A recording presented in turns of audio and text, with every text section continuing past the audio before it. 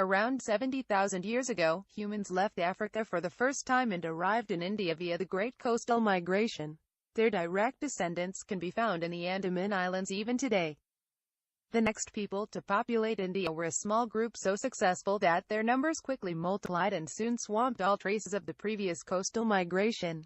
They domesticated the cow, and grew wheat, barley and jujubes. The next wave of settlers came from Central Asia, and between 4 to 2,000 years ago, the two groups began to mix. Today's Indians are the descendants of this prehistoric intermingling. In 1921, archaeologists discovered the ruins of a lost Bronze Age civilization in the Indus Valley. They found great cities with careful town planning and drainage systems.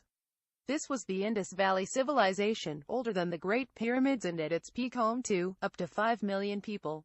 Most of the people were craftsmen and merchants whose trade network stretched all the way to Sumer in today's Iraq. Hundreds of seals used by these traders to stamp their goods have been found. The seals contain a form of writing, but the Indus script has not been deciphered so far.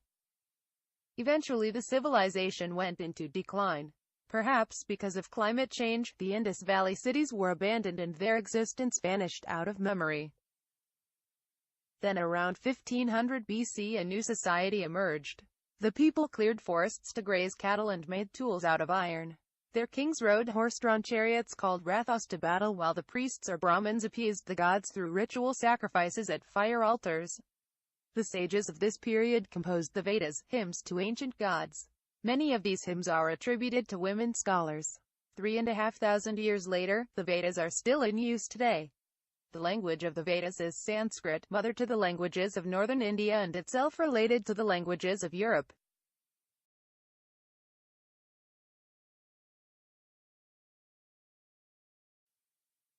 Vedic India stretched from the Hindu Kush to the plains of the Ganges and was divided into many kingdoms and republics.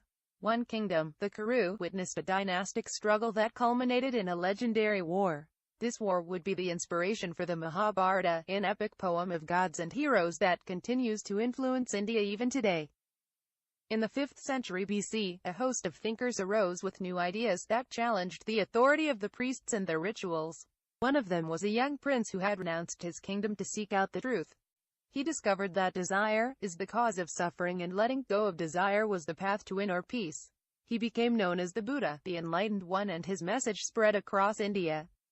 In 326 BC, the undefeated army of Alexander the Great reached India's doorstep.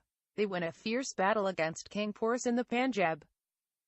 But to the east, a young adventurer, Chandragupta Maurya, had seized power. He drove Alexander's successors out of India and established the Mauryan Empire. His grandson, Ashoka, expanded the empire from the Khyber to Bengal. Shaken by his brutally destructive victory against the kingdom of Kalinga, he became a Buddhist and dedicated his life to the welfare of his subjects. Ashoka issued edicts bearing the message of peace, compassion and justice all across his empire. These edicts were written in Brahmi, the ancestor of all the writing systems used in India today. By this time, the general population spoke various Prakrit languages that would evolve into the modern languages of India. But in the deep south, the Tamil language had already developed classical literature. The three kingdoms of the Tamil country traded extensively with the Roman Empire, exchanging Indian spices for gold. After the fall of the Mauryan Empire, a nomadic tribe expanded from Central Asia into northern India, forming the Kushan Empire. Under Emperor Kanishka, they embraced Buddhism and exported it to China via the famed Silk Road. The decline of the Kushan Empire was followed by the rise of the Gupta dynasty, and a period of peace and prosperity followed. This was the Golden Age of India. The Gupta period produced cultural high points such as the classical Sanskrit plays of Kalidasa, Chaturanga, the precursor to the game of chess, and the world's first manual on sex, the Kama Sutra. The mathematician astronomer Aryabhata proposed that the Earth revolves around the Sun and accurately calculated the circumference of the Earth. But India's greatest contribution to the world was the Hindu number system and the use of zero, the foundation of all modern science.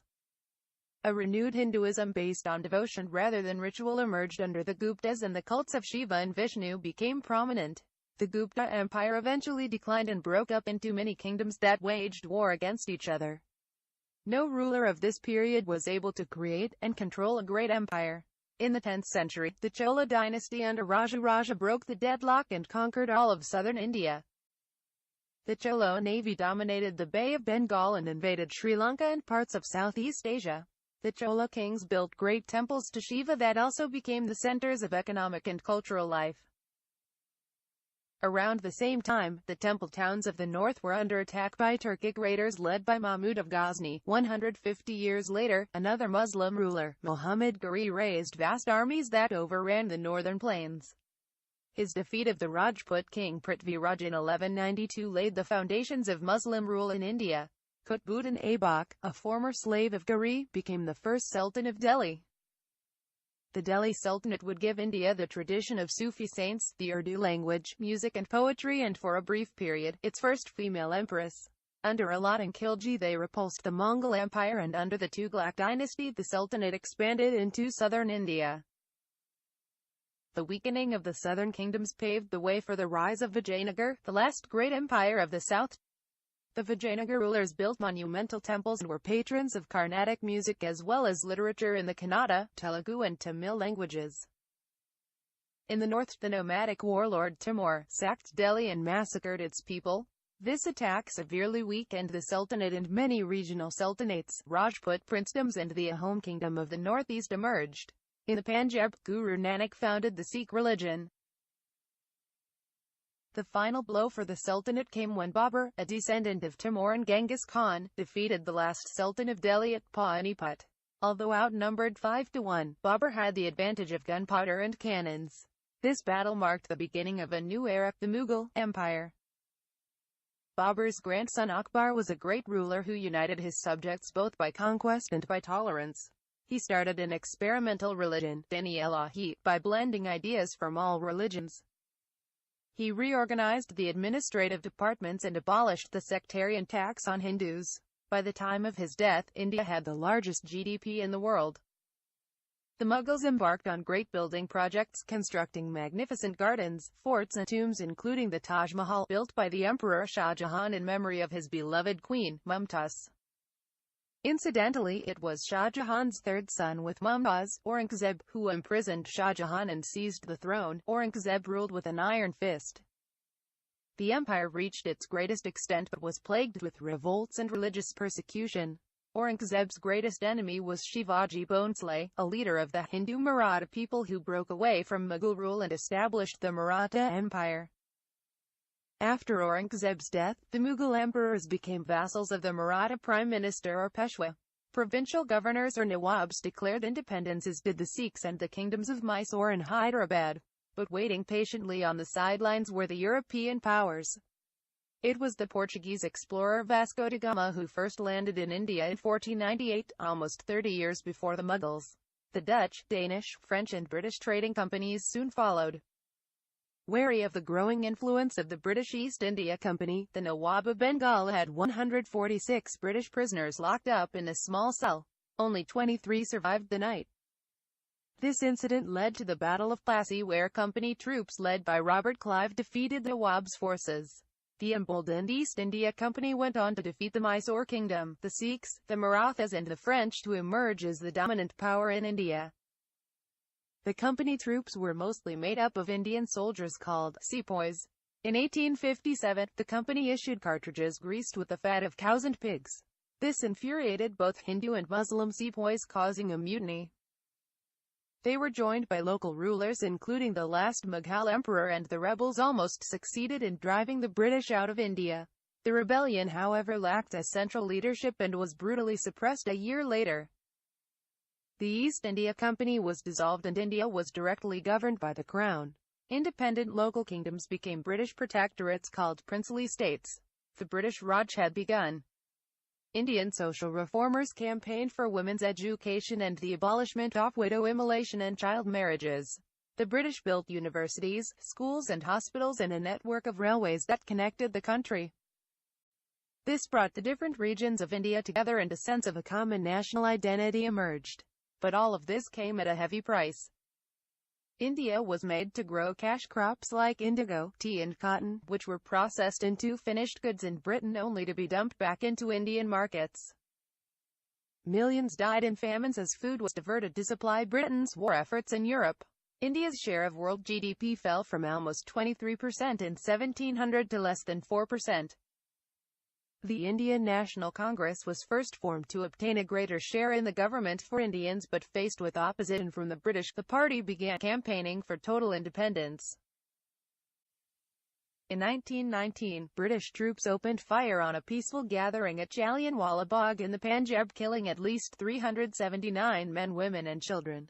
This event triggered a nationwide movement for independence. Although there were attempts at armed revolution, India's freedom struggle would be marked by the nonviolent resistance led by Mahatma Gandhi. When World War II broke out, Britain declared war on India's behalf and sent 2 million Indians to battle. Subhash Chandra Bose's army of Indian prisoners of war, raised with German and Japanese help, unsuccessfully tried to challenge Britain's hold on India. But the war in Europe had diminished Britain's economic and military strength to control India, and India finally became independent on 15 August 1947. Owing to vociferous demands for a separate Muslim homeland, India was partitioned into a Hindu-majority India and Muslim Pakistan. 14 million Hindus, Sikhs and Muslims were displaced in what was to be the largest mass migration in human history. Thousands would die in violent riots along the way. Under Jawaharlal Nehru, the first Prime Minister, India adopted a mixed socialist economy and chose to remain non-aligned in the Cold War. B.R. Ambedkar wrote India's constitution, the longest in the world, which declared India to be a secular democratic republic. Sardar Patel led the integration of 565 princely states into the Union of India. Disputes over the Himalayan border escalated into a war with China, in which the ill-prepared Indian forces were defeated. India and Pakistan went to war over the Kashmir region in 1965. This time, India prevailed. Pakistan launched another attack on India in 1971, but was defeated again and forced to grant independence to Bangladesh. Nehru's daughter and India's first woman Prime Minister, Indira Gandhi, authorized the country's successful nuclear weapons program. The Green Revolution allowed India to feed a population of 500 million, ending 2 decades of food imports. India's highly regulated economy, however, remained sluggish with rampant corruption. This changed with the liberalization reforms of 1991 that created a large urban middle class and transformed India into one of the world's fastest-growing economies. The 90s were also a decade of strife. A militant insurgency started in the Muslim-majority Kashmir region. Communal violence erupted across India when a Hindu mob demolished a mosque built by Babur on the site believed to be the birthplace of the Hindu god Rama. In 1998, both India and Pakistan conducted nuclear weapons tests. The next year, India repulsed Pakistan's attempt to infiltrate Kashmir in the Kargil War, the only instance of direct conventional warfare between nuclear states. Peace still continues to elude the two nations. India welcomed its billionth baby in May 2000, and is expected to become the world's most populous nation by 2022. In December 2016, India's GDP surpassed that of Britain for the first time in 150 years, making it the 6th largest in the world. However, problems like the black market economy, domestic insurgencies and economic inequality still persist. Today, India is a member of the G20 and BRICS and is campaigning for a permanent seat on the UN Security Council. India's Prime Minister Narendra Modi has launched a crackdown on corruption and red tape and seeks to increase India's geopolitical clout. Indian movies, food and spiritual teachings reflect India's growing soft power, as does a large and prominent Indian diaspora population. So, this was the history of India. If you liked this video, please check out the other videos we made. Click the subscribe button if you want to see more videos on history, languages and cultures. Thanks for watching Brief Histories.